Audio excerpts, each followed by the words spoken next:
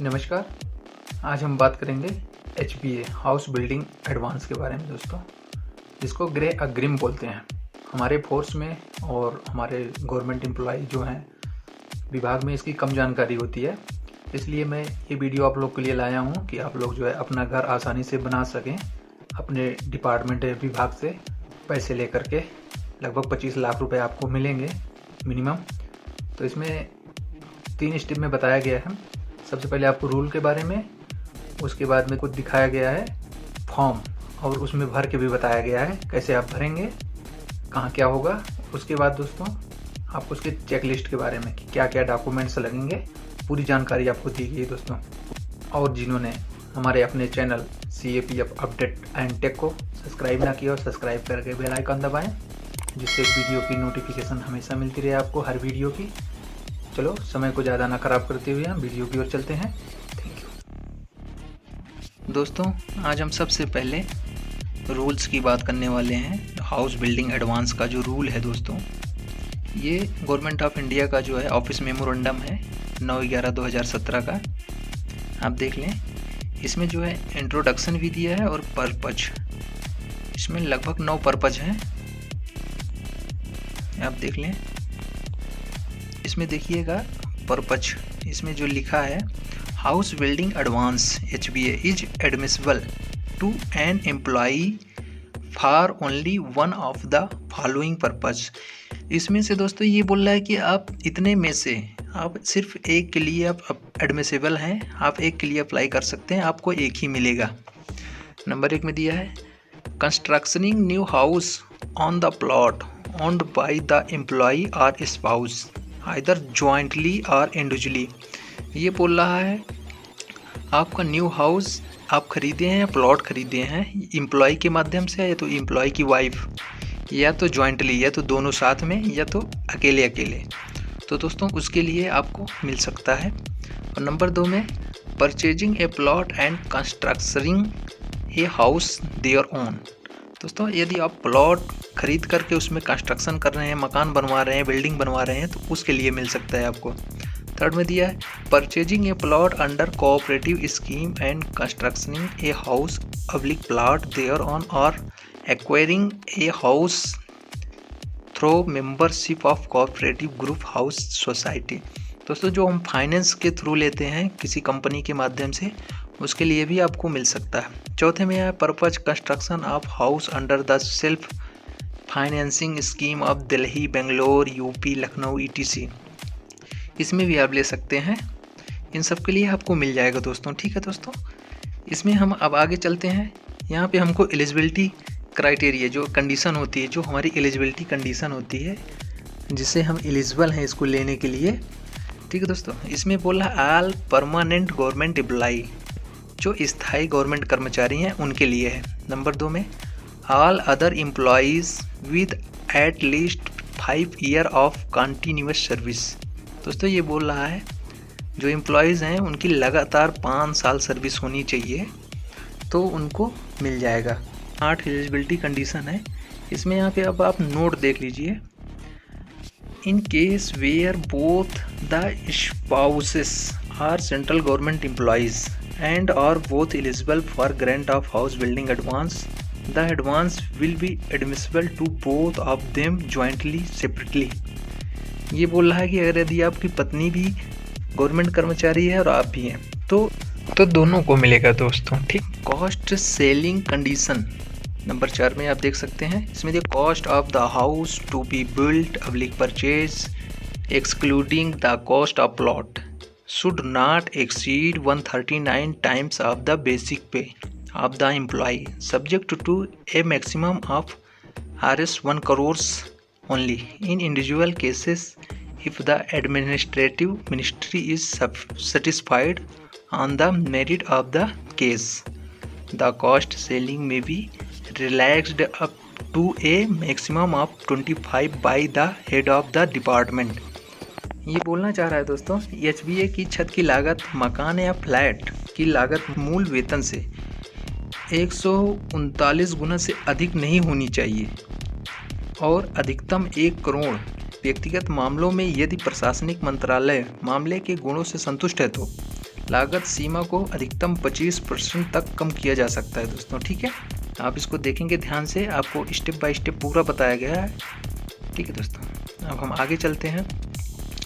Amount of advance, अभी क्या बोलना चाह रहा है नंबर 5 में, only one advance shall be sanctioned to the government servant during his her entire service.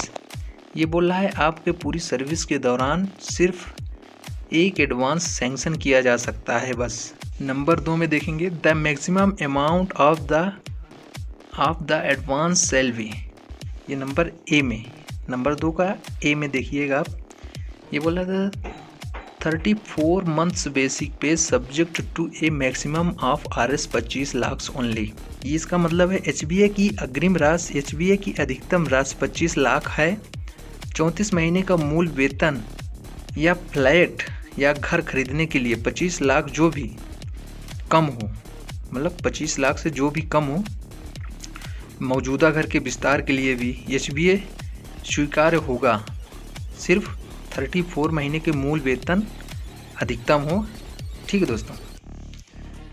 B में for expansion of extension house, इसका मतलब है जो मकान का बने हुए मकान का विस्तार कराना चाह रहे हैं दोस्तों, वो 34 मंथ्स के जो है बेसिक पे से अधिक नहीं होना चाहिए। आपको 10 लाख रुपए तक इसमें देख लें सैंक्शन किया जा सकता है। 6 नंबर में देखिएगा दोस्तों, रीपेमेंट कैपेसिटी, इसमें दिया है for the purpose of calculating the admissible loan amount the repayment capacity of the central government employees shall be calculated as below. Number A में देखिएगा, in case of employee retiring after 20 years, तो उसको क्या करेगा, basic पे का 40% देगा दोस्तों। नंबर 2 में देखिएगा बी में, in case of employee retiring after 10 years but not later than 20 year, तो इसमें क्या करें, बोल रहा है up to 40% of basic pay and 60% of DCR gratuity जो आपकी पेंशन में मिलती है में आल्सो भी एडजस्टेड, उसमें एडजस्ट किया जाएगा। और सी में बोल रहा है in case of employee retiring within 10 year, तो इसके लिए बोल रहा है up to 50% of basic pay DCR gratuity up to 75% can be adjusted, ये इतना एडजस्ट करेगा दोस्तों। ठीक है, अब हम आ जाते हैं नंबर 7 में, applicable rate of interest and methodology of recovery of house building advance. इसमें आप देखिए ये बोल रहा है the interest on house building advance for the financial year 2017 onward shall be 8.50%। This shall be reviewed every 3 years to be noticed in consultation with ministry of finance. ये बोला ministry of finance की तरफ से हर 3 साल बाद इसका amendment किया जाता है दोस्तों। लेकिन अभी 19-20 का जो आया है रेट 1 अक्टूबर 2019 का, उसमें दोस्तों 7.9% की ब्याज दर दिया है दोस्तों। ठीक है, अब हम ये जानना चाहेंगे कि कितने इंस्टॉलमेंट में जमा करना है, तो इसका नंबर 2 देख लीजिए, The methodology of recovery of HBS shall continue as per the extinction pattern of recovery of principal first in the first 15 year। प्रथम 15 वर्षों में आपको इसको कंप्लीट करना होगा, या तो 180 मंथ मतलब 180 महीना इक्वल 15 साल होता है दोस्तों। ठीक है दोस्तों, वो जो हमको 10 लाख दे रहा था उसके लिए हमको देख लें ये 60 महीना बोल रहा है। ठीक है दोस्तों, ये आप देख लें, ये आपके काम की चीज़ है, आपको आसानी से मिल जाएगा। ऑफिस मेमोरेंडम डिस्क्रिप्शन में दे दिया गया है, आप लोग वहां से डाउनलोड कर सकते हैं दोस्तों। ठीक है, अब हम बात करने वाले हैं फॉर्म की। फॉर्म कैसे भरेंगे आगे देखते हैं, फॉर्म कौन सा है दोस्तों। हाउस बिल्डिंग एडवांस लेने के लिए जो फॉर्म भरा जाता है वो यस 252 फॉर्म होता है। इसके हेडिंग में लिखा है grant of advance for purchase of land और parts public full construction enlargement ETC of a house. दोस्तों अब आप देखें हम कैसे फिल करेंगे। नंबर 1 में आपका नाम हो जाएगा, वो जो कैपिटल लेटर में होगा दोस्तों। यहाँ पे डेजिग्नेशन दे रहा है, जो आपकी रैंक होती है, जो आपका पद होता है उसको आप एंटर करेंगे, इसमें डालेंगे। एम्प्लॉय कोड नंबर, जैसे फोर्स में जो फोर्स नंबर चलते हैं और सिविल में जो है वो एम्प्लॉय कोड नंबर चलते हैं दोस्तों, वो अपना नंबर डालेंगे जो सर्विस नंबर होता है। ये यहाँ पे नंबर 2 में दे रहा है मिनिस्ट्री पब्लिक ऑफिस। यहाँ पे कौन सा आपका मिनिस्ट्री, कौन सा आपका मंत्रालय लगाता है। जैसे मान लो गृह मंत्रालय, हम लोग का गृह मंत्रालय है तो गृह मंत्रालय लिख करके अब्लिक कौन सा डिपार्टमेंट है, CRPF, BSF, ITBP, SSB, Assam rifles जो है। उसके बाद अब्लिक करके किस यूनिट, किस ऑफिस में आप पोस्टेड हैं, वो अपनी यूनिट या तो ऑफिस अपना लिखेंगे। ठीक है दोस्तों। अब नंबर 3 में आप देखेंगे पोस्ट हेल्ड। परमानेंट हैं तो आप परमानेंट पे टिक कर देंगे। परमानेंट कौन सी रैंक है आपकी, यहाँ पे लिख देंगे, आप अपनी रैंक को लिख देंगे जो रैंक है। टेम्परेरी वाला नो कर देंगे। Length of service on the date of application, आपकी कितनी सर्विस हुई है, कितनी आप सेवा दे चुके हैं गवर्नमेंट को। जैसे 10 साल 2 महीना, तो आप यहाँ पे 10 साल डालेंगे, यहाँ पे 2 महीना डालेंगे दोस्तों। अब नीचे दिख रहा है आपको date of joining government service, तो यहाँ पे आप डेट, मंथ, ईयर में अपनी डेट ऑफ ज्वाइनिंग डालेंगे। यहाँ पे डेट डालेंगे, यहाँ पे मंथ डालेंगे, यहाँ पे ईयर डालेंगे दोस्तों। 5 नंबर में दे रहा है प्रेजेंट पे विथ पे स्केल। आपका जो बेसिक पे होता है, जो बेसिक पे होता है उसको लिखेंगे।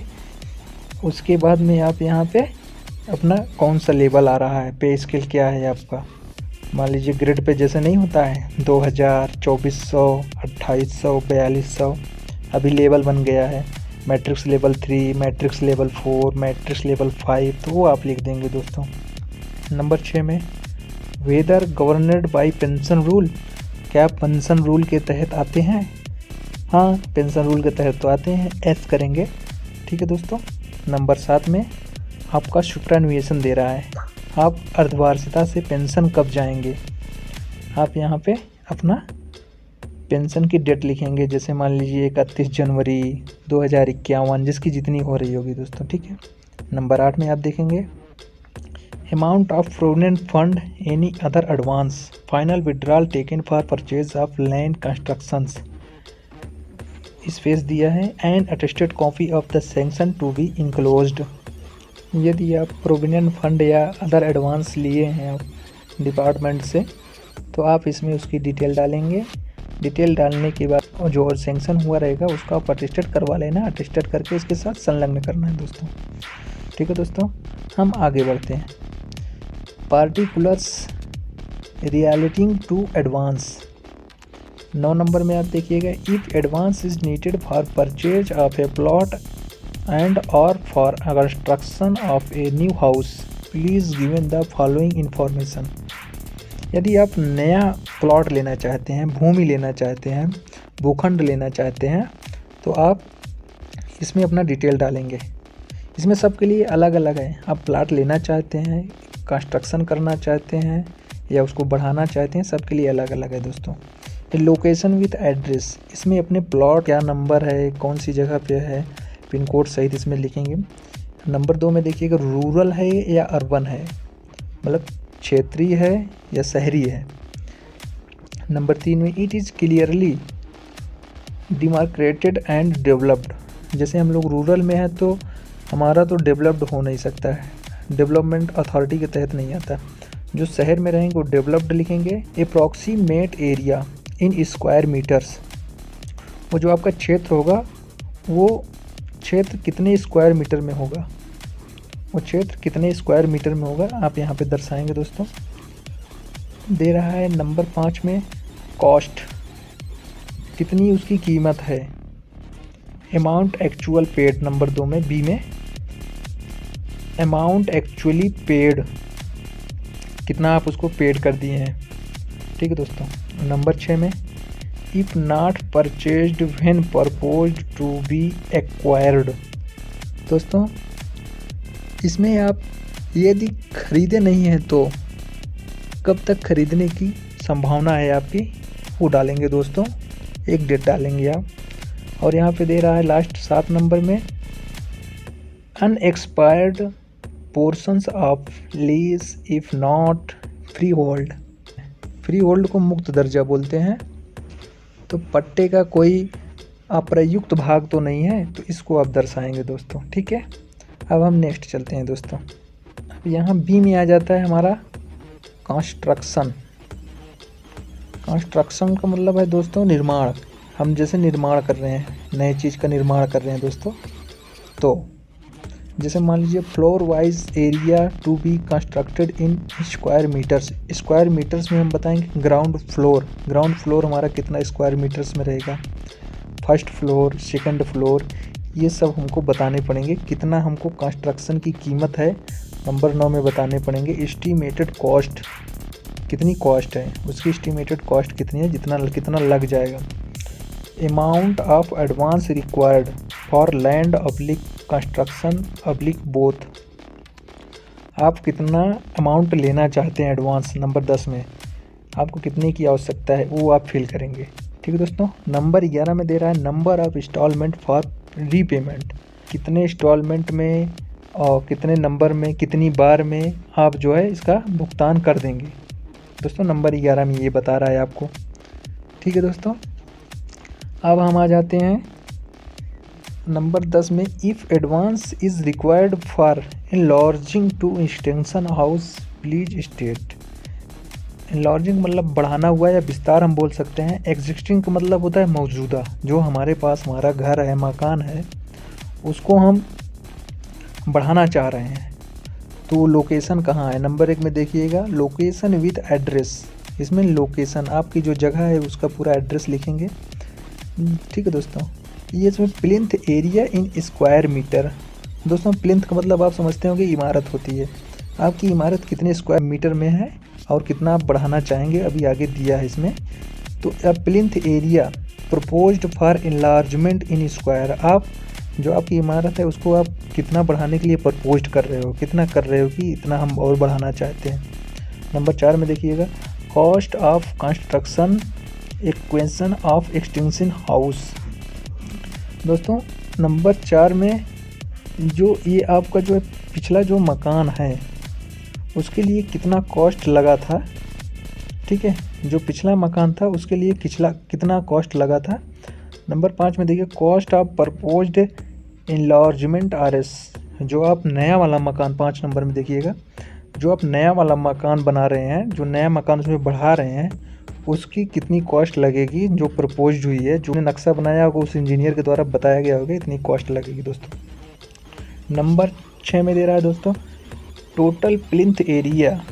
नंबर 2 और नंबर 3 इन स्क्वायर मीटर। जो आपका नंबर 2 है plinth area in square meter और plinth area proposed for enlargement जो बढ़ाने वाला है, नंबर 2 और नंबर 3 को जोड़ दिया है, तो टोटल इसमें लिख देंगे 6 नंबर में दोस्तों। ठीक है, अभी 7 नंबर में देखें टोटल कॉस्ट। टोटल कॉस्ट हमारा बता रहा है ये 4 नंबर में कितना हमारा खर्चा हुआ था और कितना प्रपोज्ड हुआ है खर्चे के लिए। 4 + 5 कर दिया दोस्तों यहाँ पे। तो 7 नंबर में हम दोनों का अमाउंट लिख देंगे। अब इसमें पूछ रहा है नंबर 8 में amount of advance required RS. आपको कितने की आवश्यकता है, कितना अमाउंट आप एडवांस लेना चाहते हैं दोस्तों, ये आपको इसमें फिल करना है दोस्तों। 9 नंबर में दे रहा है number of instalments for repayment. वही दोस्तों उसमें जो है प्लॉट के लिए था, इसमें अपना एनलार्जिंग कंस्ट्रक्शन के लिए है, एक्सटेंशन के लिए है। तो दोस्तों इसमें कितने आप इंस्टॉलमेंट में आप इसको भरना चाहते हैं, कितनी बार में आप इसको भुगतान करना चाहते हैं दोस्तों। ठीक है, अब हम आगे चलते हैं दोस्तों। इसमें एक नोट दिया है दोस्तों, नोट को आप देख सकते हैं। If the enlargement is proposed on any floor other than ground floor, a certificate from a approved engineer to the effect the foundation of the extension structures जो वो can safely take the load of the proposed enlargement should be enclosed. जो नस्का बनाया होगा, जो आपको दिया होगा, उसको आप इसके साथ में क्लोज्ड कर देना, इसके साथ संलग्न कर देना दोस्तों। ठीक है, अब हम आगे चलते हैं दोस्तों। 11 नंबर में देखिएगा आप if advance is required for purchasing a ready built house oblique flat please state. Ready built house का मतलब सब घर बना बनाया है हमारे पास, ये उसके लिए बोल रहा है जब हम बना बनाया कोई चीज़ खरीदते हैं। इसमें परचेजिंग यदि आप कर रहे हैं तो, खरीद रहे हैं तो बना बनाया मकान खरीद रहे हैं तो उसके लिए क्या क्या डिटेल्स चाहिए। लोकेशन विद एड्रेस, कौन सी लोकेशन किस जगह पे है उसका फुल एड्रेस चाहिए। Plinth area in square metre, plinth माने आप समझते हैं इमारत होती है, उसको कितना स्क्वायर मीटर है। When constructed month oblique year, बोला है वो कब बनाया गया था दोस्तों, किस महीने और किस साल में बनाया गया था दोस्तों, ठीक है, उसके बारे में ये बता रहा है। अब आ जाता है दोस्तों प्राइस सेटल्ड, RS, इसका प्राइस कितने में सेटल्ड हुआ था, कितनी इसकी प्राइस थी, ठीक है दोस्तों। ये प्राइस के लिए बोला, तय की हुई कीमत इसकी बोला 4 नंबर में। The agency from home to be purchased, आप किस एजेंसी से ख़रीद रहे हैं उसका नाम 5 नंबर में फिल हो जाएगा दोस्तों। अब आ जाता है दोस्तों 6 नंबर, इसमें अमाउंट ए दे रहा है, अमाउंट में ए दे रहा है, ए में ऑलरेडी पेड, ठीक है दोस्तों, ऑलरेडी पेड मतलब कि हम ए में लिखेंगे यहाँ पे ए लिख करके कि कितना हम पेड कर चुके हैं। अब दे रहा है टू बी पेड, बी में टू बी पेड RS, अभी हमको कितना पेड करने बाकी है, ठीक है दोस्तों। नंबर 7 में आप देखिएगा, इसमें दे रहा है अमाउंट ऑफ एडवांस रिक्वायर्ड, आपको कितना एडवांस की आवश्यकता है आप यहाँ पे फिल कर देंगे दोस्तों। उसके बाद वही number of instalment for repayment, आप कितनी बार में भुगतान करना चाहते हैं आप 8 नंबर में फिल करेंगे दोस्तों। अब यहाँ पे आ जाता है दोस्तों मिसलेनियस, मिसलेनियस को बोलते हैं विविध। नंबर 1 में देखिएगा, if you are any dependent member of your family already own a house please state, ठीक है दोस्तों। ये बोल रहा है आपका कोई फैमिली सदस्य का जो डिपेंडेंट है, आपके ऊपर आश्रित है, उस ऑलरेडी पहले से उसका अपना है, तो उसके लिए बोल रहा है दोस्तों। नंबर 2 में हैव यू इनक्लोज्ड, नंबर 1 में यहाँ पे देखिएगा लोकेशन विद एड्रेस, नंबर 1 में आप लोकेशन उसका एड्रेस डालेंगे। प्लिंथ एरिया फ्लोर वाइज, जो इमारत का क्षेत्र है उसको फ्लोर वाइज आप लिखेंगे दोस्तों। अब 3 नंबर में दे रहा है प्रेजेंट फेयर मार्केट वैल्यू, जो प्रेजेंट रेट है मार्केट में उसका कितना रेट है, 3 नंबर में उसको डालेंगे दोस्तों, ठीक है। नंबर 4 में दे रहा है reason for acquiring another house or enlargement the existing house, ठीक है दोस्तों, इसमें आप डाल देंगे। अब दोस्तों हम आगे चलते हैं, ये नंबर 1 ए में तो है तो यस करना, नहीं है तो नहीं। क्या आप जो इनक्लोज्ड कर रहे हैं कंसर्न डॉक्यूमेंट, ये जो है क्वालिफाइंग इंजीनियर द्वारा किया गया है, अगर हाँ तो हाँ, नहीं तो नहीं, डिक्लेरेशन देना पड़ता है, आप इसको देख लें नंबर 1 में नंबर 2 में दोस्तों, ठीक है। यहाँ पे सर्टिफाइड भी देना पड़ रहा है नंबर 3 में कि माई वाइफ हस्बैंड ना सेंट्रल गवर्नमेंट में है कि नहीं है और लिए हैं कि नहीं है। नंबर 3 में the constructed of house which the advance has been applied for has not it been concern, यहाँ पे दोस्तों स्टेशन किस जगह से आप अप्लाई कर रहे हैं, कौन सी डेट है, यहाँ पे अपना जो है टेलीफोन नंबर डालेंगे, यहाँ पे अपना ईमेल एड्रेस डालेंगे, यहाँ पे आप सिग्नेचर कर देंगे दोस्तों, ठीक है। अब यहाँ नोट में आप देखिएगा applicant is advised to include the all relevant, जो संबंधित डॉक्यूमेंट्स हैं along with the application form to avoid delay in the processing of his application. दोस्तों आप इस एप्लीकेशन के साथ में जितने आपके डॉक्यूमेंट्स हैं आप उसको नथी करोगे उसमें, और उसमें लिखोगे, जैसे यहाँ पे आप देख सकते हैं लिस्ट ऑफ डॉक्यूमेंट्स इंक्लोज्ड, क्या क्या आप डॉक्यूमेंट्स उसमें लगा रहे हैं, 1 number 2 number 3 number 4 number 5 number 6 7 8 9, ठीक है दोस्तों। यहाँ तक तो हमारा काम ख़त्म हो जाता है दोस्तों। फिर उसके बाद हमारे फॉर्म में ही आ जाता है एक जो हमारे ऑफिस से सैंक्शनड होता है, वो यूज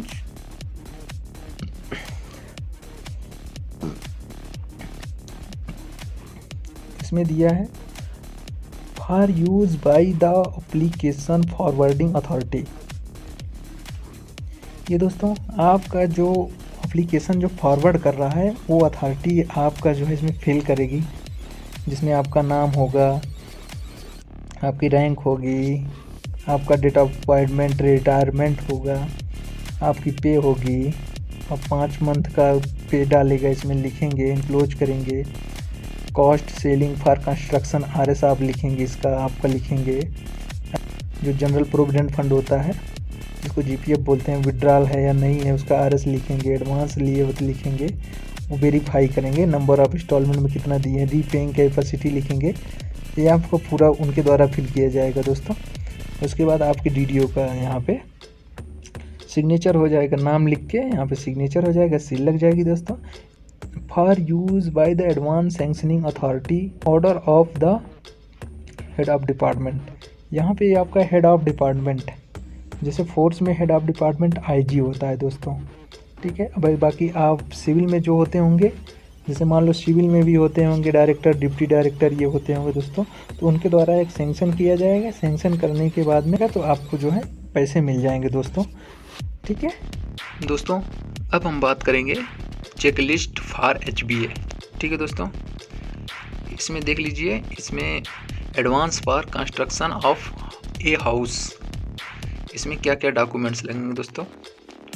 नंबर 1 में सेल डीड्स, जो बिक्री का डीड्स है वो लगेगा। नंबर 2 में no encumbrance certificate issue by registrar अब्लिक सब रजिस्ट्रार्ड। दोस्तों ये सब रजिस्ट्रार्ड और रजिस्ट्रार्ड के लिए जो अनापत्ति प्रमाण पत्र की इशू करता है वो लगेगा। तीसरे में है estimate prepared by registered architect. इसमें ये बोल रहा है कि जो रजिस्टर्ड आर्किटेक्ट इंजीनियर होगा उसके द्वारा एस्टीमेट लगेगा। नंबर 4 में plan prepared by registered architect and approved by competent authority, ठीक दोस्तों। इसमें बोल रहा है कि जो इस सक्षम अधिकारी द्वारा इसमें अनुमोदित होना चाहिए, और आर्किटेक्ट द्वारा जो प्लान बनाया गया है वो जो अधिकारी होते हैं उनके द्वारा अनुमोदित होना चाहिए कि हाँ ऐसे ऐसे जो है प्लान होता है दोस्तों। 5वें में है affidavit declaring that A number house flat is owned either by the applicant और हिज हर वाइफ, हस्बैंड और माइनर चिल्ड्रन। ये बोलना चाह रहा है कि एक एफिडेविट लगेगा कि उसकी वाइफ लिया है, कि वो हस्बैंड लिए हैं, या उसके बच्चे लिए हैं, छोटे मोटे जो बच्चे हैं, या इंडिविजुअल लिए हैं कि जॉइंटली लिए हैं, मतलब कि व्यक्तिगत लिए हैं कि साथ में लिए हैं दोस्तों। नंबर 6 में दे रहा है फॉर्म नंबर 5 ऑफ एग्रीमेंट। एक फॉर्म नंबर 5 ऑफ एग्रीमेंट का होता है जो डिस्क्रिप्शन में दे दिया हूँ, HBA 9 जिसको बोलते हैं। और श्योरिटी बॉन्ड, ये HBA 13 नंबर फॉर्म है। और श्योरिटी बॉन्ड एनेक्सरेट टू, ये HBA 20 नंबर फॉर्म होता है। पर्सनल बॉन्ड HBA 19 नंबर होता है। एडेमिनिटी बॉन्ड HBA 22 नंबर होता है दोस्तों। ये सब फॉर्म मैं डिस्क्रिप्शन में डाल दिया हूँ, आप वहाँ से डाउनलोड कर सकते हैं। नंबर 7 में है करंट पे स्लिप, जो करंट ईयर करंट मंथ की जो आपकी पे स्लिप है वो लगेगी दोस्तों। और नंबर 8 में दे रहा है लैंड वैल्यूएशन रिपोर्ट, जो भूमि की मूल्यांकन रिपोर्ट होती है वो भी लगेगी दोस्तों, ठीक है। अब हम आ जाते हैं नंबर 2 में advance for purchasing of a plot from registered group housing society. दोस्तों इसमें बोल रहा है कि हम प्लाट जो लेते हैं वो जो हाउसिंग सोसाइटी होती है वो रजिस्टर्ड होती है, उससे जब हम लेते हैं उसके लिए क्या क्या डॉक्यूमेंट्स लगेंगे। नंबर 1 में देख लीजिएगा copy of certificate of registration of society, society के रजिस्ट्रेशन की एक कॉपी लगेगी। Number 2 letter of allotment of land to the society, तो ये जो वो लेटर लगेगा जो सोसाइटी को ये लैंड अलॉट हुई थी। Number 3 NOC for mortgaging of the plot and non encumbrance. दोस्तों ये बोल रहा है जो गिरवी का जो है उसका भी एक NOC लगेगा। नंबर 4 शेयर कम मेंबरशिप सर्टिफिकेट, दोस्तों वो जो हम लोग आपस में शेयर कर लेते हैं, बांट लेते हैं, उसका मेंबरशिप सर्टिफिकेट लगेगा। और एस्टीमेट भी लगेगा, कितना एस्टीमेट हुआ था। डिमांड नोटिस जो होती है वो लगेगा। Copy of approved building plan, जब ये बिल्डिंग प्लान बनाया गया था तो उसकी जो कॉपी अप्रूव्ड हुई थी गवर्नमेंट के द्वारा वो भी लगेगा दोस्तों, उनसे आपको लेना पड़ेगा जिनसे आप खरीदेंगे। 8 नंबर में दे रहा है agreement between applicant and the society और आपके बीच में जो एग्रीमेंट होता है उसका जो है दोस्तों वो लगेगा। नंबर 9 में दे रहा है attested copy of the by law of the society के नियमों की जो कॉपी होती है, जो रूल्स होते हैं, उसका भी अटेस्टेड कॉपी एक लगेगा। Affidavit declaring the flat no house flat is owned by, इसमें दोस्तों वही बताया जा रहा है कि आपने खरीदा है, कि आपकी पत्नी ने खरीदा, कि आपके बच्चे के नाम से जो है, कि आपके व्यक्तिगत नाम से है, या तो जॉइंट लिया साथ में है। 11 इसमें form number 5C of agreement, इसमें 5C दे दिया है, ये भी मैं डिस्क्रिप्शन में दे दिया हूँ। HBA 12 भी दे दिया हूँ, और 13 भी दे दिया हूँ, एनेक्सरेट 20 भी दे दिया हूँ, 19 भी दे दिया हूँ, और 22 भी दे दिया हूँ। ठीक है दोस्तों। Additional documents, copy of lease deed, ये डीड तो आप बनवा लेंगे। Receipt of payment mode the society द्वारा जो पेमेंट की आपको रिसिप्ट रही होगी वो लगेगा दोस्तों। और इसमें दे रहा है 14 में करंट पे स्लिप तो सभी में लगेगा दोस्तों आपका। ठीक है दोस्तों, चलो हम चलते हैं अब नेक्स्ट 3 नंबर में दोस्तों आ जाता है एडवांस फॉर परचेजिंग ये ready built house flat from registered private agency builders. ये बोला है दोस्तों, आप प्राइवेट एजेंसी द्वारा जो खरीदते हैं, ये तो जो है वहाँ के विक्रेता द्वारा जो खरीदते हैं, मकान बना हुआ होता है, प्लॉट बना हुआ होता है, उसके लिए क्या क्या डॉक्यूमेंट्स लगे थे। वैल्यूएशन रिपोर्ट लगेगा दोस्तों, वहाँ का मूल्यांकन रिपोर्ट लगेगी। अलॉटमेंट कम डिमांड लेटर लगेगा। Certificate for the declaration title non एम्बरेज issue by registrar sub registrar office लगेगा, जो registrar office sub registrar office द्वारा जो है एक NOC जारी होता है वो लगेगा दोस्तों, सर्टिफिकेट लगेगा। और एफिडेविट डिक्लेयर, वही दोस्तों वही है एफिडेविट, 4 नंबर में आप देख लीजिएगा कि आपके नाम से है, कि आपके बच्चे के नाम से, वाइफ के नाम से है, जिसके लिए नाम से है वो लगेगा दोस्तों। और 5 नंबर में देखिएगा फॉर्म ए भी मैं डिस्क्रिप्शन में दे दिया हूँ, आप वहाँ से डाउनलोड कर सकते हैं दोस्तों। इसमें कुछ ज़्यादा भरने की ज़रूरत नहीं, भरा भरा है, सिर्फ साइन करने हैं आपको। अब एडिशनल डॉक्यूमेंट्स देख लीजिए। Completion certificate, NOC for mortgaging the flat, जो वहाँ का फ्लैट का गिरवी होता है उसका। Duly executed agreement to sale, बिक्री का जो है आपको एग्रीमेंट लगाना पड़ेगा। Draft of proposed sale deed, जो ड्राफ्ट बनाया गया बेचने का, उसका जो है सेल का डीड लगेगा, बेचन बिक्री का।